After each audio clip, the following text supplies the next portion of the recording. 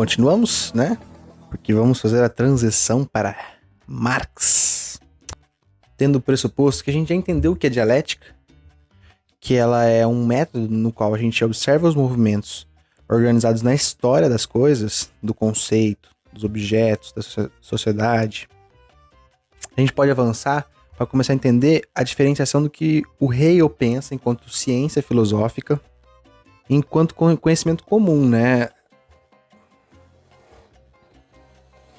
As certezas sensíveis para o Hegel, elas carecem de imagens de qualidade e de referências que se buscam para a compreensão do próprio objeto, da própria realidade em si.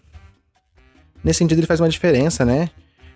De que como conciliar as partes com o todo, a particularidade com o todo. Esse é um embate muito grande dentro do Hegel. E é justamente nisso que ele vai produzir as suas hipóteses, né? De que o todo da realidade social, que é o Estado, representa toda a racionalidade. Nesse sentido, as partes são os proletários, a burguesia, os meios de produção, as formas com qual nós obtivemos riqueza ao longo da história, a própria história da humanidade, da filosofia. Tudo isso são as partes que compõem o todo. Dentro do todo estão expressas as partes, só que a gente só consegue, pela certeza sensível, perceber o todo e não a particularidade das coisas. O que o Hegel quer fazer é conciliar o entendimento das partes com o todo, coisas que é muito inédita no século XIX, né? Nesse sentido, ele tem alguns textos que ele vai dizer o seguinte, que eu vou pôr dessa forma, porque é a forma que eu entendo, né? O Estado precede a existência do sujeito. Isso é óbvio de se presumir, né? Mas é por essa via que ele entende que a racionalidade do mundo está localizada no Estado, no Ocidente, né? E de que as partes, o povo, a cultura, tudo isso é uma expressão irracional que culmina, que tem o seu ápice dentro do Estado. Coisa que o Marx vai olhar para isso e falar assim, não, peraí. Lá no seu livro Os Despossuídos, numa fase que Marx ainda era um democrata radical, ele vai pensar no roubo da madeira, que consistia na coleta da madeira pelos proletários, colhiam madeira de áreas que eram antes comunais e passaram a ser privadas, a madeira morta no chão, e a forte repressão do Estado contra essas pessoas. Então Marx começa a perceber nesse momento de que a racionalidade do Estado não está atendendo a racionalidade de um povo ou de uma parcela particular da população. Ela está atendendo a uma racionalidade de uma pequena camada que comanda todo o resto. Nessa ideia, Marx percebe que tem uma contradição, uma contrariedade interna do movimento da formação do Estado, dos Estados-nações, que ela é irresolvível, ela não consegue se resolver enquanto essa apreensão que o Hegel tinha, de que o Estado era o ápice da racionalidade humana, das partes irracionais. Ele fala assim, não dá pra... Se a gente entender por essa via, toda a maior parte da camada da pirâmide não está sendo atendida. O que está sendo atendido quando a polícia proíbe a coleta da madeira morta que está no chão é atender o lobby do carvão, seja mineral ou vegetal, né? Então, assim, a proibição tem a ver muito mais com a criação do mercado do que a própria racionalidade dessa população que precisa colher a madeira, porque senão passaria frio, não teria como cozinhar, enfim. Essa ideia do contrário que tem em Hegel alimenta muito, floresce muito filosoficamente no período e alimenta demais a criação de novas... A gente pode ver um reflexo disso até hoje em dia, né? Até na percepção do nosso próprio país, do Brasil. A Manuela Carneiro da Cunha, a historiadora, tem um livro que chama Negros Estrangeiros e os Escravos Libertos e Sua Volta à África.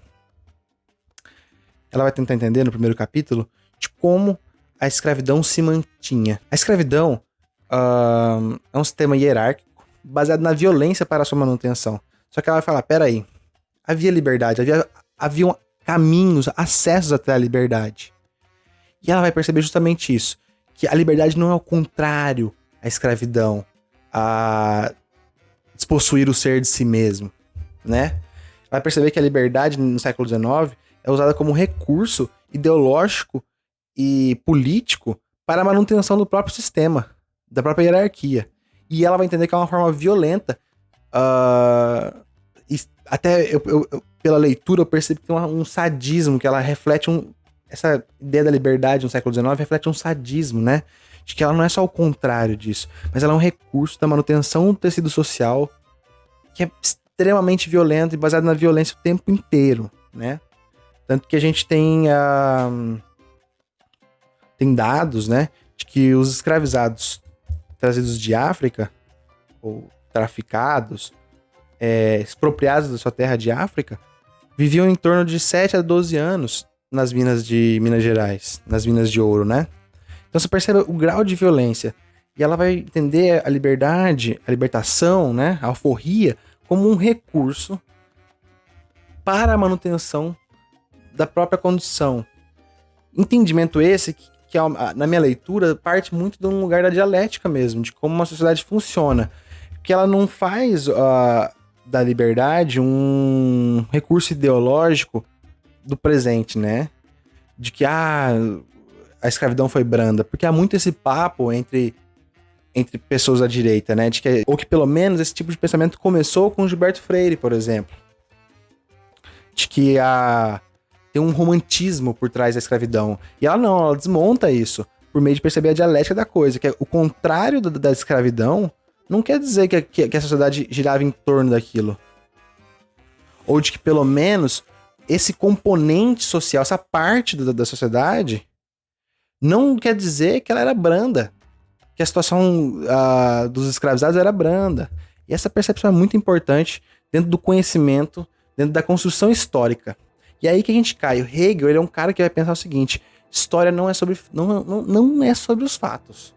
Ela é sobre a construção de um pensamento. Por isso que ela não é moral, né? Eu acho que isso é muito fundamental. Por isso que o Marx vai ler o cara assim, o Hegel, e fala, mano, tá ligado?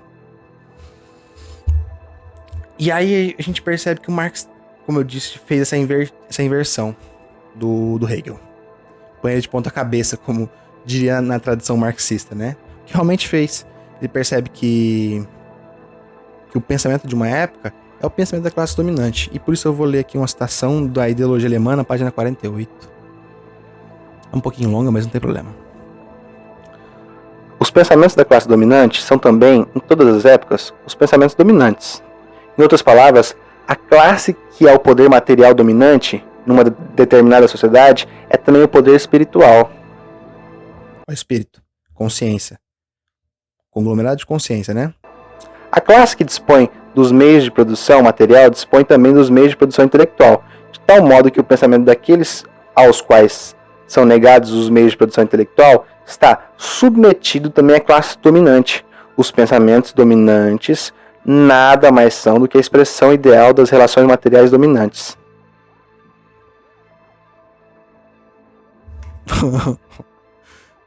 Imagina que o cara escreveu isso no século XIX, né? Assim, o interessante do Marx é que ele não cria os termos infraestrutura e superestrutura que a gente vai falar logo em seguida.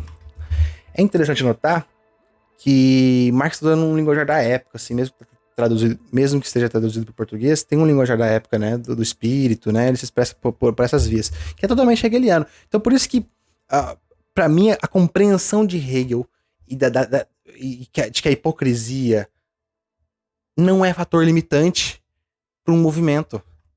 Ela é a condição, percebe? Porque, assim, a Inglaterra tinha muitos comitês que promoviam o movimento anti-slavery, né? Anti-escravidão. Esse movimento queria acabar com a escravidão no sul global do mundo, né? Como forma produtiva. Eles não falavam assim, né? Mas como modelo produtivo, eles queriam acabar. Por quê? Não havia um interesse humanitário, humanista, de uma bondade imanente, né? Espiritual, não tem nada a ver com o planetário. Tem a ver com a conquista e a formação de mercados consumidores. A criação de um mercado consumidor intui mudar as lógicas internas, as relações sociais, para que os produtos circulem de tal forma. Por isso que eu estava dizendo que o capitalismo não é sobre o objeto, percebe? É sobre o consumo, é sobre a troca, é sobre o movimento do dinheiro interno na sociedade.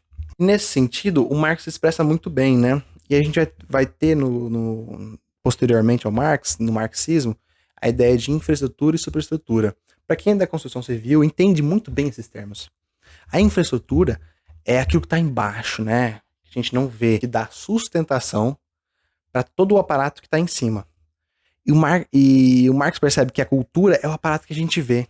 Por isso que o saber sensível vê só a cultura. Nossa, que lindo esse filme, que da hora Marvel, Star Wars, Star Trek, tá ligado? Só que a gente não consegue olhar para a relação de produção que produziu ou que culturalmente fundou-se para tal objeto existir de forma artística, né, de forma cultural. Nos dois filmes do Pantera Negra, qual é a ideologia, ou pelo menos a contradição dos dois personagens que são antagônicos ou inimigos do Pantera Negra? Uh, do T'Challa. Primeiro, o Killmonger, ele é um cara que chega lá no museu e fala, não, isso aqui é tudo roubo. Os dois, por essência, Namor quanto o Killmonger, são revolucionários. Eles não estão se adequando à norma para poderem existir como tal. Eles estão olhando para o modo de produção que massacra eles e falam assim, não, a gente rejeita esse tipo de produção. Então é justamente isso. A cultura mostra uma coisa, signos, mensagens, que dizem respeito e reforçam um modo produtivo, que é o modo capitalista, né? Por isso que o cinema no socialismo ele é diferente. Não tô dizendo que é melhor, não tô pondo qualidade, mas percebe que a mensagem é outra? A gente não tá fazendo aqui moral. Mas, né, enfim. O cinema soviético é muito bom, o cinema cubano também é muito bom. Se a cultura está orientada por um modo produtivo, não é estranho perceber algumas coisas. De como a ascensão da direita não é bem uma ascensão, porque ela sempre esteve presente. O modo produtivo do Brasil é construído em cima da propriedade privada, né, numa obtenção exacerbada do lucro, uma concentração enorme. Tanto que a região do Oeste Paulista, por muito tempo, foi chamada de uma região da fome, de o corredor da fome, né? Porque muitos fazendeiros tinham terras aqui, grandes porções de terra, só que essa riqueza não ficava na região. Eles precisavam de trabalhadores, os trabalhadores vinham, pagava-se uma miséria para eles trabalharem. Porque é isso.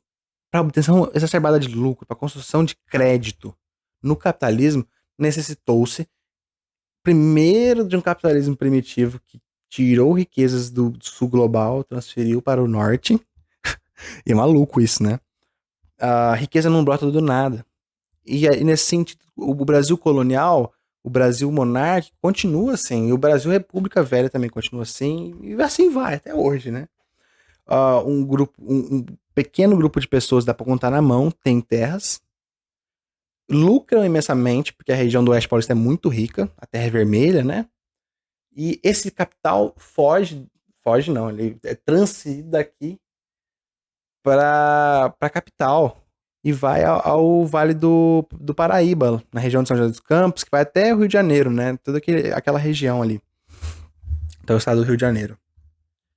E nesse sentido, o que a gente percebe é que o Marx entende que qualquer sociedade precisa criar um reforço de si mesmo, orientar o sujeito segundo o modo produtivo, controlar o corpo, controlar a noção de humanidade.